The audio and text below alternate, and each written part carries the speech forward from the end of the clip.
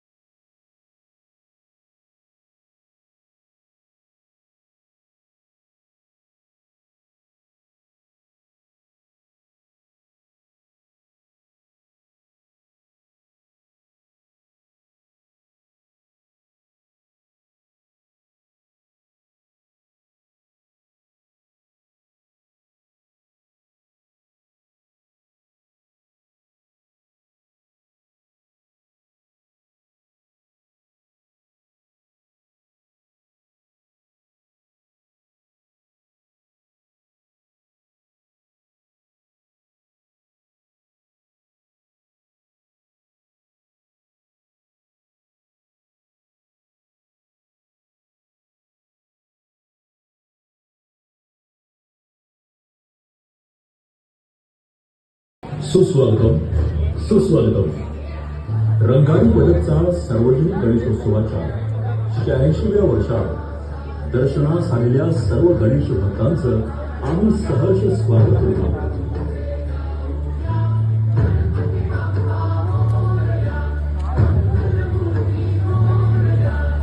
यावर्षी आम्ही कर्नाटक राज्यातील गोकर्ण महाबळेश्वर या तीर्थक्षेत्राच्या निर्मितीची कथा आपल्या समोर सादर केली आहे.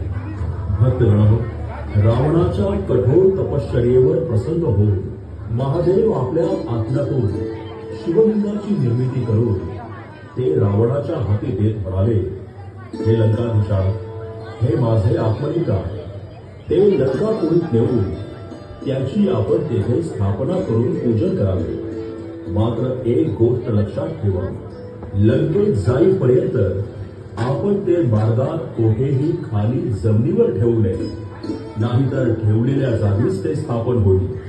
भगवान शंकराची आज्ञा घेऊन रावण आत्मलिंग घेऊन लंकेस मार्गस्थ होतात.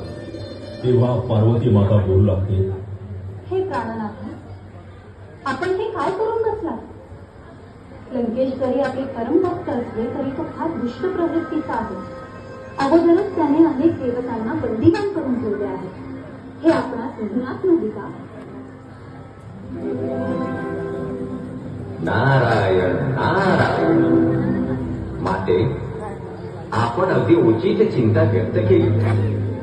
आत्मलिंग प्राप्तीनंतर लंकादेश अधिकच प्रबळशाली आणि दिग्विजयी होईल. त्याचा उन्मत्तपणा वाढवून देवतांना त्रास होईल. म्हणून चिंताग्रस्त देवदेवतांनी मला पार्वती पुत्र गणेशाला विनंती करण्यासाठी पाठविले आहे.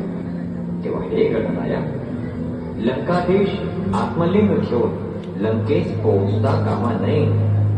आपण सर्वज्ञ आहात, आपणच यातून मार्ग काढावा. तेव्हा गणराय बोलतात, तथास्तु. रावण आत्मलिंग घेऊन लंकेच्या दिशेने मार्गक्रमण करीत असताना गणेश त्यांच्या मार्गात बालगुराखीचे रूप घेऊन पुढे चालू लागतो. सूर्यास्त जवळ येऊ लागल्या कारणाने रावणाची संध्या विधीची वेळ झालेली असते आणि आत्मलिंग तर जमिनीवर ठेवू शकत नाही. या चिंतेत असताना त्याला डोळे राखीत असलेला गुराखी दिसतो.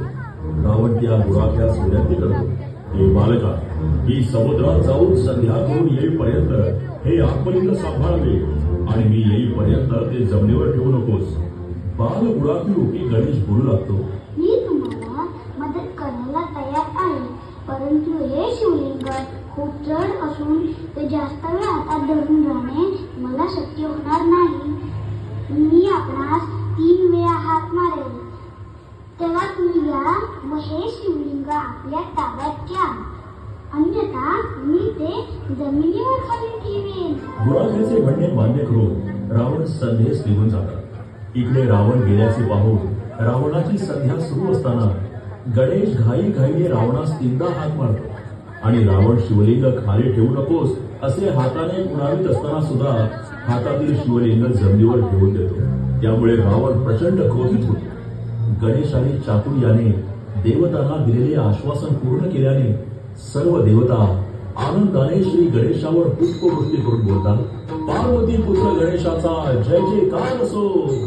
त्यामुळे रावण अधिकच संतापतो आणि सर्व शक्तीनिशी आत्मलिंग जोर जोरात हलवून उचलण्याचा प्रयत्न करतो. त्यामुळे आत्मलिंगाचा आकार गायीच्या कानासारखा होतो. अनेक प्रयासानंतरही आत्मलिंग जागचे न हल्ल्याने शेवटी रागाने निराश होऊन आत्मलिंगासोबत आणलेली सर्व सामुग्री इतरत्र पेटून देऊन रावण लंकेस निघून जातो. आत्मलिंग आणलेला डबा ज्या ठिकाणी पडतो ते ठिकाण म्हणजे सज्जेश्वर.